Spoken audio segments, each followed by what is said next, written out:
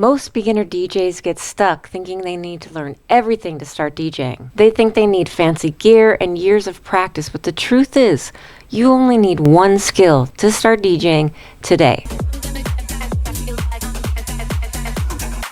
So in this video, I'm going to teach you the essentials of how to beat match and mix in your next song so you can start DJing tonight. Even if you're starting from zero, you're learning this right now. And later we can talk about the other skills like phrase mixing, song selection, mixing in key, reading the crowd, using stems, getting gigs, live streaming your sets, making eye contact with humans, etc. You want to know what DJs are actually doing up there? What do DJs actually do? They're beat matching and then mixing in the next song. That's it. Everything else, effects, loops, stems, those are just toppings. And sure, toppings are fun, and yes, pineapple belongs on pizza.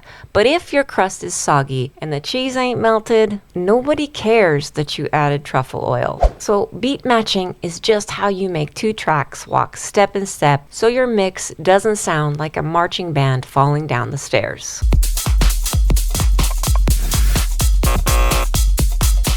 Here's how it works. Step 1. You load your first track and you hit play.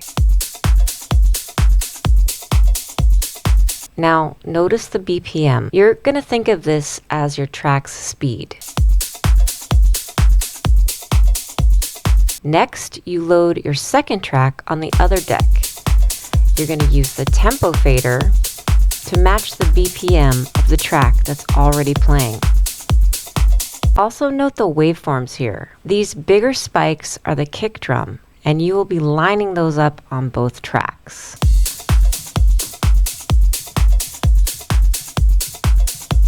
Step 2. Your DJ controller may look different from mine, but all controllers have these two buttons, the Q and the play button. The Q button allows us to start the track temporarily.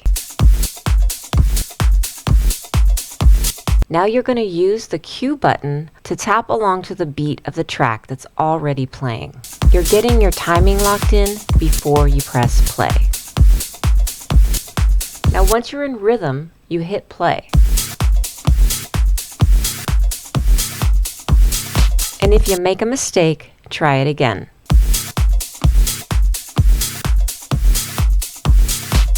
And if your timing is a little off, no stress. That's what the jog wheel is for. The jog wheel can move the track forward and backwards until it locks in.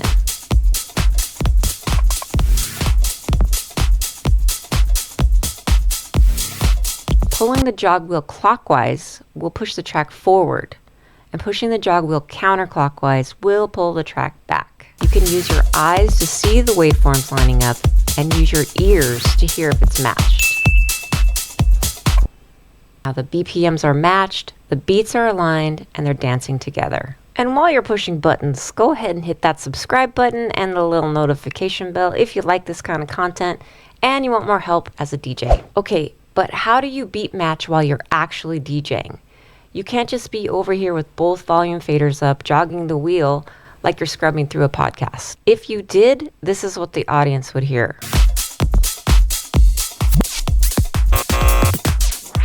So now we're going to use the headphone cue button to beat match. The headphone cue just allows you to hear what's being played even though the volume fader is down, so the audience doesn't hear it. Here's what mine looks like, and here it is on the FLX4. I think the FLX4 is the best entry-level controller, and there's a link to it in the description. So, step 1. With your first track playing, load your next track, volume all the way down. That way, the crowd hears the current song, but you're preparing the next one silently in your headphone. You're also going to adjust your tempo to match track 1 just like before. Step 2. Press the headphone cue on deck 2 so you can hear the incoming track, even though it's muted for the room. Now, start tapping the cue button in rhythm with the current track that's playing. You're going to press play. If you're early or late, no problem. Use the jog wheel, nudge the track forward or back until the kicks are locked in. Now your tracks are moving together. But how do we actually mix so we can bring the next track's volume in for the listener? First, with track 1 playing, you load in track 2. Take the volume fader all the way down and match the BPM. You cue it in your headphones like we just talked about. Tap in the rhythm on the cue button, and when you're ready, hit play. Then adjust the jog wheel if needed. Now the songs are beat matched. And when you're ready to mix, you drop the bass, and I mean that literally. You're going to cut the bass on the low EQ on track 2, the one you're bringing in. Then start to bring the volume up on track 2. You're creating sonic space so the mix doesn't get muddy. See, if you have both low EQs up, it could sound like this.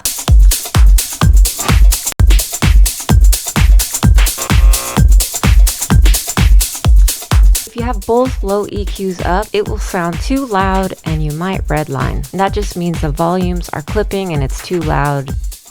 Now, with both tracks playing, you can bring up the low EQ of track 2 while turning down the low EQ of track 1.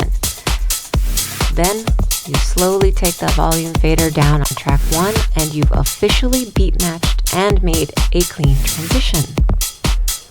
Now, you could sit in your bedroom beat matching and mixing like this forever, but that gets boring fast. I know, because that's what I did at first. But I found a way to 10x my beginner DJ skills, all while building community and making a little money on the side. And if that sounds good to you, go watch this video where I break down how live streaming changed my life completely, and it can do the same thing for you.